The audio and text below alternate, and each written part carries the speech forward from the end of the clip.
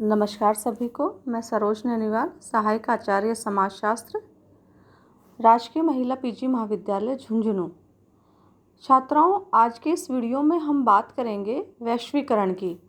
हम ये समझने का प्रयास करेंगे कि वैश्वीकरण क्या है और इसकी वैश्वीकरण के जो समाजशास्त्र है उसकी प्रकृति को बात करेंगे हम लोग। तो सबसे पहले हम बात करते हैं कि वैश्वीकरण क्या है। तो एकदम सरल अर्थों में हम कह सकते हैं कि वैश्वीकरण यानी वैश्विक आधार पर, पूरे विश्व के आधार पर आर्थिक, सांस्कृतिक, सामाजिक एवं राजनीतिक क्षेत्रों में एकीकरण की प्रक्रिया, वो कहलाएगी वैश्वीकरण। वैश्वीकरण यानी एक सतत प्रक्रिया है। वैश्वीकरण जो है वो एक सतत प्रक्रिया है जिसमें दुनिया के सभी देश एक दूसरे से आर्थिक, राजनीतिक और सांस्कृतिक रूप से अंतर संबंधित होते हैं। विल्बर्ट मूरे ने ग्लोबल सोशोलॉजी में बताया है उन्होंने कि आज संसार में प्रत्येक जगह लोगों का जीवन किसी न किसी रूप में विश्व में घटित होने वाली आर्थिक और राजनीतिक घटनाओं से प्रभावित होता है तथा इस प्रकार पूरी दुनिया एक स्थानीय घेरे में सिमटती जा रही है। संसार के विभिन्न समाजों में सामाजिक और सांस्कृतिक संबंधों की व्यवस्था में भी एक स्पष्ट परिवर्तन सामने आने लगा है और एक सतही स्तर पर परिवर्तन की ये जो प्रक्रिया है, इस प्रक्रिया का समाजशास्त्रीय दृष्टिकोण से अध्ययन करने वाले विज्ञान को हम वैश्वीकरण का समाजशास्त्र कहते हैं। यानी वैश्वीकरण का समाजशास्त्र जब हम बात करते हैं तो सबसे पहले इसमें बात आती है वैश्वीकरण की कि वैश्वीकरण क्या है, और फिर हम इसे जोड़ते हैं समाजशास्त्र से। तो इस संदर्भ में वैश्वीकरण का जो समाजशास्त्र है ये भी समाजशास्त्र की ही एक शाखा है, एकदम नवीन शाखा है, जिसके अंतर्गत विश्व के जो विभिन्न जो राष्ट्र राज्य हैं उनके बीच में जो सामाजिक, आर्थिक, राजनीतिक और सांस्कृतिक ये जो आदान प्रदान होता है, जिससे एक दूसरे से ये देश जुड़ते हैं, इनकी सभ्यताएं जुड़ते हैं, वो जो प्रक्रिया है उस प्रक्रिया को नाम दिया हमने वैश्वीकरण का। और इस प्रक्रिया का जिस विषय के अंतर्गत अध्ययन किया जाता है उस विषय को हमने नाम दिया वैश्वीकरण का समाजशास्त्र। तो सामान्य अर्थों में विभिन्न देशों के बीच जो बढ़ती हुई आर्थिक तथा सांस्कृतिक निर्भरता से जिस एकदम नई व्यवस्था का जन्म हो रहा है, नई व्यवस्था का प्रादुर्भाव हो रहा है, उसी के व्यवस्थित विश्लेषण को हम वैश्वीकरण का समाजशास्त्र कहते हैं। देखिए, वैश्वीकरण की एक सर्वसम्मत जो परिभाषा है वो नहीं दी जा सकती है, विद्वानों में इसको लेकर के मतभेद है। तो कोई भी एक परिभाषा इसके संदर्भ में नहीं दी जा सकती है, क्योंकि एक और तो अधिकांश पश्चिमी विचारक है। तो जो विचारक हैं वो ये मानते हैं कि दुनिया की आर्थिक, राजनीतिक और सांस्कृतिक व्यवस्थाओं के समायोजन के रूप में है ये जो वैश्वीकरण है।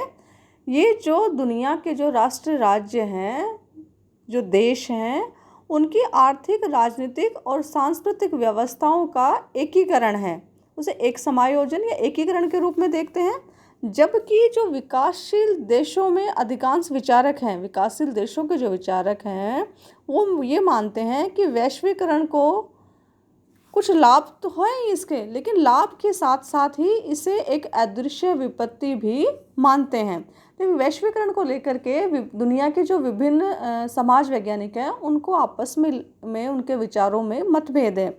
जहाँ पर कुछ विद्वान इसे जो विभिन्न देशों की जो आर्थिक, राजनीतिक और सांस्कृतिक व्यवस्थाएं हैं उनका समायोजन मानते हैं, उनका एकीकरण मानते हैं, उसे अच्छा मानते हैं, वहीं विकासशील देशों के जो विद्वान हैं वो कहते हैं कि वैश्वीकरण से कुछ लाभ तो हैं, ये तो मानते हैं कि कुछ लाभ हैं, लेकिन इसके साथ साथ ही वो इसे एक अदृश्य विपत्ति भी मानते हैं। और उनके अनुसार कि वैश्वीकरण के परिणाम स्वरूप जो अल्प विकसित देश जो हैं वो विकसित देशों के अधीन बन सकते हैं। और समाज वैज्ञानिक जो हैं वो उनको इस बात का भी भय है कि वैश्वीकरण की प्रक्रिया उतनी सुरक्षित नहीं है जितनी कि साधारणतः यह दिख रही है, या साधारणतः इसको समझ लिया जाता है कि बहुत सरल है और सुरक्षित है। इनका तर्क है कि वैश्वीकरण से आर्थिक तथा राजनीतिक संस्थाओं के एकीकरण के चाहे जो भी परिणाम हो, वैश्वीकरण के फलस्वरूप जो आर्थिक और राजनीतिक संस्थाओं का एकीकरण जो हो रहा है, सामंजस्य हो रहा है, आर्थिक और राजनीतिक संस्थाएं जो हैं विभिन्न देशों की वो एक दूसरे से अंतर संबंधित हो रहे हैं, तो इसके परिणाम तो चाहे कुछ भी हो, लेकिन सामाजिक तथा सांस्कृतिक एकीकरण है उससे विभिन्न देशों की संस्कृति और मूल्य व्यवस्था में उनके अंतर्गत किसी तरीके का कोई रचनात्मक परिवर्तन नहीं होगा। इनसे कोई रचनात्मक परिवर्तन नहीं हो रहा है, बल्कि यह उन संस्कृतियों के प्रति एक आघात है। इसे ये लोग आघात के रूप में विभिन्न जो संस्कृतियाँ, विभिन्न देशों की जो संस्कृतियाँ हैं, उनके जो सांस्कृतिक मूल्य हैं, उन पर लगने वाला एक आघात है। तो इसकी जो वैश्वीकरण की जो परिभाषा है, इसको लेकर के विभिन्न जो समाज वैज्ञानिक है वो उनमें एकमतता का अभाव है। मार्टिन एल्ब्रो ने लिखा है कि वैश्वीकरण का समाजशास्त्र विभिन्न देशों के बीच बढ़ती हुई आर्थिक निर्भरता के विश्लेषण से संबंधित है। यानी विभिन्न देशों के बीच में जो आर्थिक निर्भरता बढ़ रही है, तो वैश्वीकरण का समाजशास्त्र ये जो बढ़ती हुई आत्मनिर्भरता है इससे संबंधित है, और जिसने राजनीतिक तथा सांस्कृतिक क्षेत्र में विभिन्न संबंधों को विकसित करके विभिन्न राष्ट्र राज्यों के बीच की स्थानीय दूरी को कम कर दिया है। इसी प्रकार से एंथनी गिडिंग्स कहते हैं द रनवे वर्ल्ड में कि विश्वव्यापी आधार पर आर्थिक तथा सामाजिक संबंधों को घनिष्ठ बनाने वाली प्रक्रिया ही वैश्वीकरण है।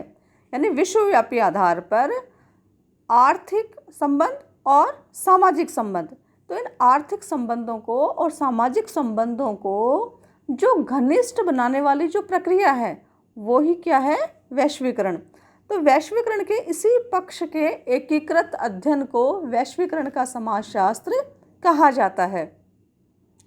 वैश्वीकरण का समाजशास्त्र, हम कह सकते हैं कि वैश्वीकरण का जो समाजशास्त्र है वो ज्ञान की एक नई शाखा है, और इस शाखा के अंतर्गत वैश्वीकरण के विभिन्न पक्षों का और उनके जो प्रभाव पड़ते हैं उन प्रभावों को ध्यान में रखते हुए अध्ययन किया जाता है। तो ये कहलाया वैश्वीकरण का समाजशास्त्र। यानी इस वैश्वीकरण की प्रक्रिया के फलस्वरूप, यानी विश्व के जो विभिन्न राष्ट्र राज्य हैं, विभिन्न जो देश हैं, उनके मध्य जो आर्थिक, राजनीतिक, सामाजिक, सांस्कृतिक अंतर संबंधता बढ़ रही है, जो एकीकरण हो रहा है, तो उस एकीकरण के फलस्वरूप समाज के ऊपर क्या प्रभाव पड़ रहे हैं, उन प्रभावों का व्यवस्थित रूप से अध्ययन और विश्लेषण करने वाला विज्ञान है उसका वैश्वीकरण का विज्ञान, यानी ग्लोबल सोशोलॉजी, है ना, वैश्वीकरण का समाजशास्त्र।